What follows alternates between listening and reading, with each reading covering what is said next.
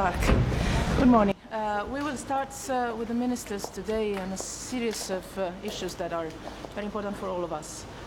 First of all, today we will follow up the Rome conference on Libya that yesterday saw most of the, well, all of the relevant countries in the region and in the international community agreeing on the support to the Libyan process.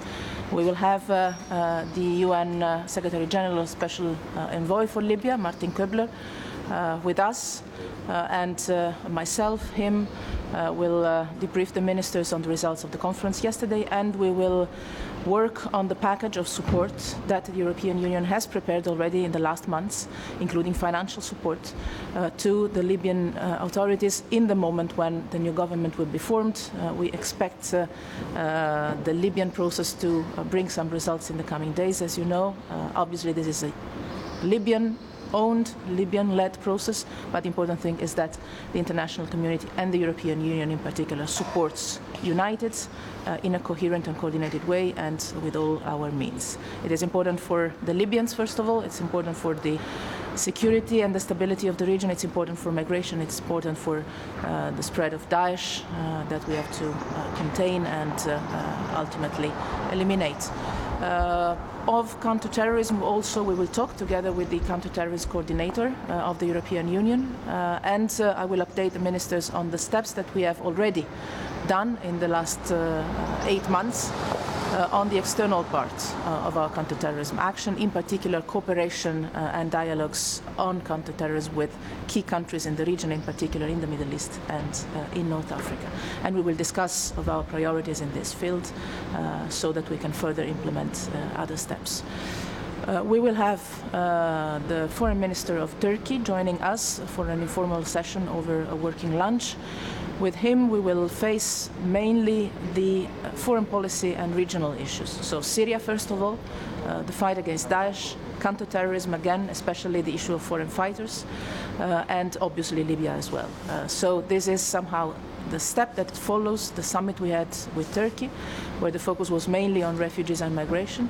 This will be the occasion to frame our relation more broadly in the foreign policy and in the regional dimension, which was something that was also discussed as an objective in the summit itself. Actually we will start with a discussion about our Eastern partnership, not only Ukraine, but obviously also Ukraine, but also Belarus, Moldova, Georgia, Armenia and Azerbaijan, sharing a common assessment with the ministers of the state of play, especially after the Riga summit earlier this year, and the perspectives of our relations with each of the individual partners, 6 of them. We always talk about a differentiated approach. It's time for us to dig into the perspectives we have, share them so that we can prepare the work for next year. We have in some of these countries very encouraging situations, in some others more problematic ones. Let me add one word on an issue that is not on the agenda, but I will mention that in the beginning of our meeting. Well, actually 2. One is today is somehow an important day. It's 20 years after the Dayton Agreement. We've had many chances last week to meet with the Bosnian leadership, and I will obviously update the ministers on that. And on something on a less positive note, definitely less, the situation in Burundi that is extremely serious.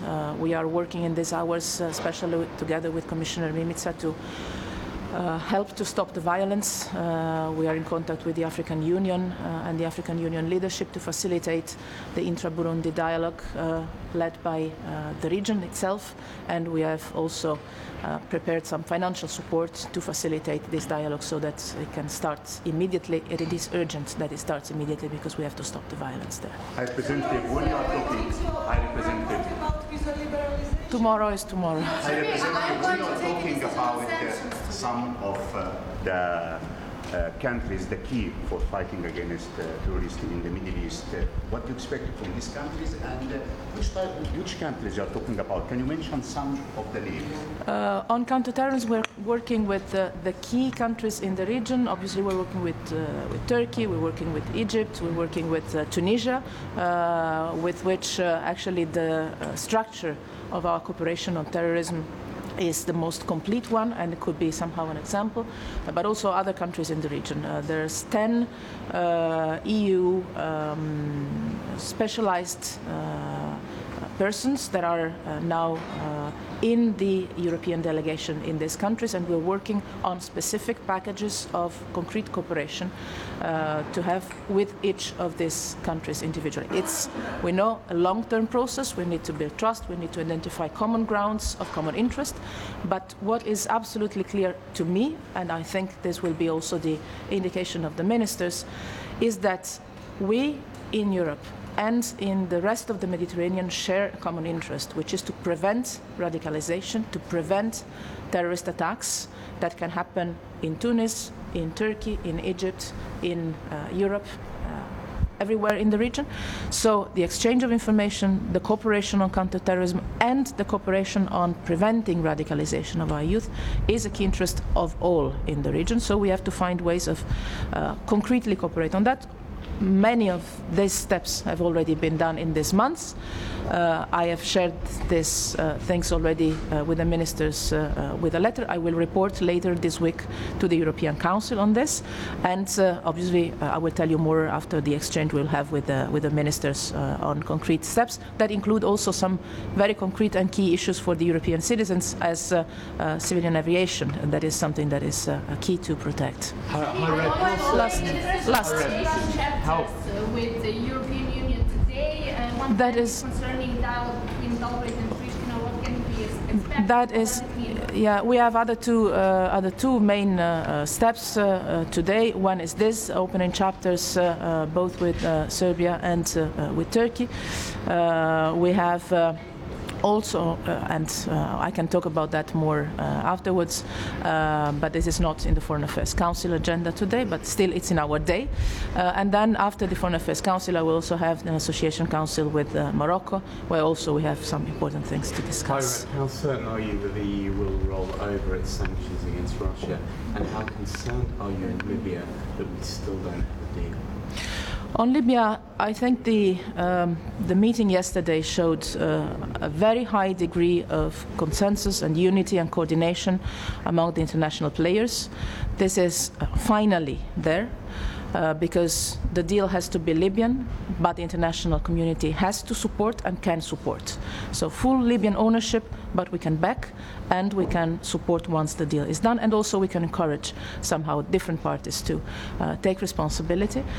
And we have seen with our Libyan friends that were there together with us in Rome a very strong determination to go forward.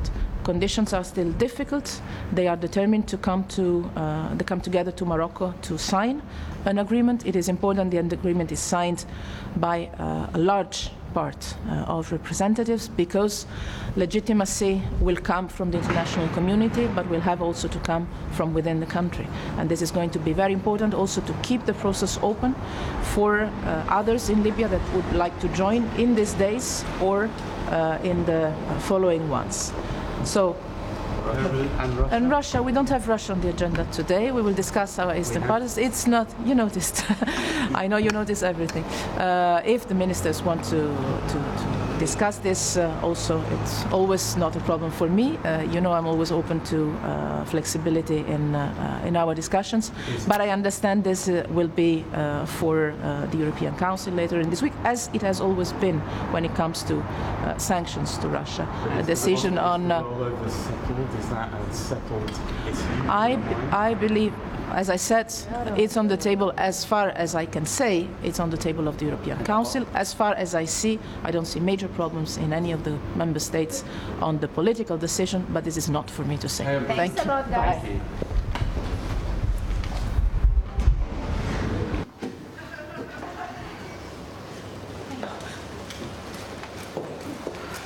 Bye.